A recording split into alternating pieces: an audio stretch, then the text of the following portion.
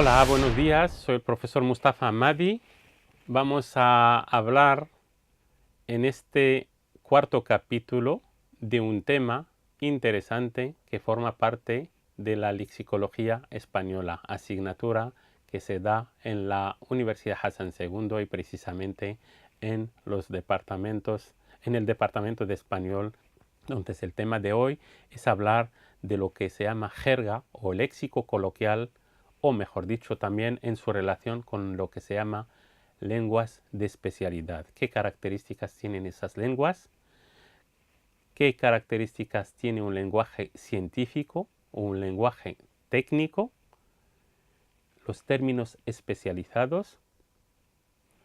Y luego, pues, hacer una comparación entre lo que se llama léxico general y léxico de especialidad en un curso de español o en una clase de lexicología, como es el caso de esta clase que impartimos en Casablanca. Reflejar el uso cultural del vocabulario y también reflejar sus fines específicos. Para ir terminando con lo que hemos avanzado, que es el lenguaje coloquial, y para hablar de lo que se llama jerga o argot o caló o germanía, es decir, hablar de lo coloquial y de lo jergal en la enseñanza del español como segunda lengua. Examinar las lenguas es el objetivo de esta clase, examinar la procedencia de sus términos es lo que vamos a hacer. Y vamos a desarrollar una cosa en esta clase. Vamos a hablar específicamente de lo que se llama la jerga, que es un lenguaje codificado. Muchas veces es un lenguaje que se produce en unos sectores determinados y es un lenguaje coloquial, pero también es un lenguaje específico. El concepto de jerga y los términos próximos a este concepto, que son el argot, el caló, la germanía. Es necesario dejar que las jergas se diferencian entre ellas, se diferencian solo en el léxico, pero para que un término sea considerado jergal, debe presentar una intención de ocultar el significado. Cuando A habla con P, con un lenguaje codificado, de manera que C no va a entender nada, entonces esta intención de ocultar la información de un significado hace que este lenguaje sea considerado como jergal. Las jergas rufianescas se consideran, según algunos autores, algunos filólogos, consideran estas jergas rufianescas, las consideran como lenguas parásitas, algo que molesta, algo que no deja claro el significado de un término. Entonces las consideran como lenguas parásitas en el marco de las lenguas comunes. En el inglés se llama el cant, en el francés tenemos el argot, en el italiano tenemos el furbesco y en el español argentino encontramos el lunfardo. Este conjunto de denominados productos de comunicación son léxicos considerados como jergales.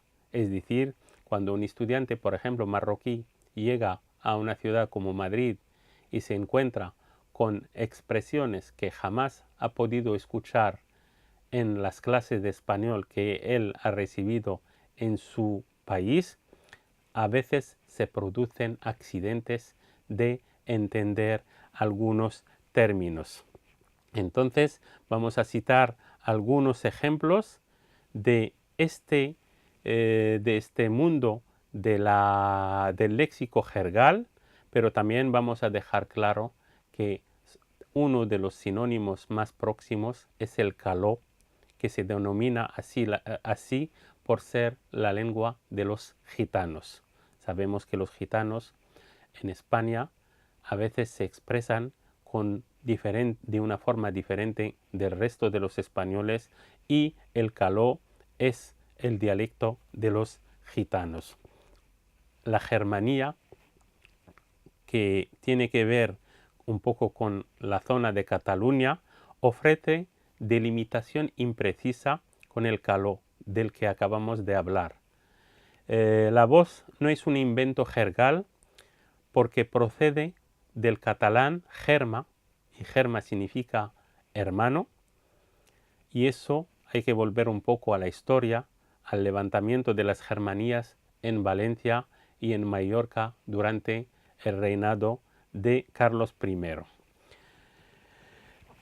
Una jerga siempre busca ocultar o tiene la intención de ocultar un sentido.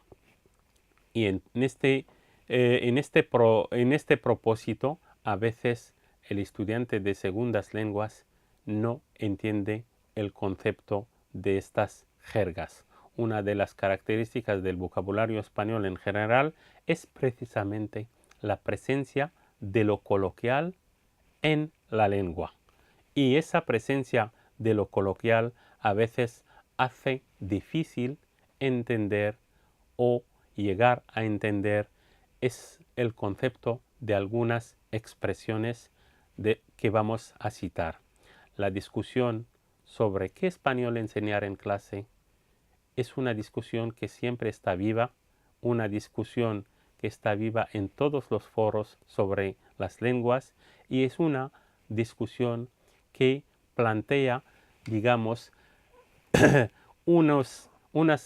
plantea unas ideas, unas reflexiones sobre el uso de un lenguaje coloquial. La palabra jerga, en su acepción común, parece referirse al lenguaje esotérico, el lenguaje de los delincuentes. Pero hay que saber que los lingüistas también la aplican a cualquier microsistema de comunicación, microsistema diferenciado que funciona como hemos dicho, es decir, que permite que haya una comunicación entre un emisor y un receptor. Muchas veces esas expresiones jergales son chocantes, pero también se utilizan en sectores muy importantes. Encontramos jerga de los médicos, de los deportistas, de los taurinos, de los teólogos, de los afiladores, y también jerga de los estudiantes. Muchas veces nuestros estudiantes, cuando están en España y a veces en el corazón de Madrid, se encuentran con jergas de diferente tipo, expresiones como montárselo guapo, es decir, hacer bien una cosa, sentir las vibraciones de alguien, es decir, sentirse identificado con una persona, echarse unos pelotazos, significa tomarse unas copas, o expresiones como ligar bronce, significa ponerse moreno. Son expresiones que dificultan para un aprendiz del español como segunda lengua, le dificultan el aprendizaje de una lengua. Una lengua tiene que contar en su repertorio con léxico culto y léxico coloquial. Y una lengua que nunca cambiará solo podría hablarse en un cementerio. La renovación de los idiomas, de las lenguas, es fundamental y es aneja al hecho de vivir sus hablantes. Nada más, muchas gracias.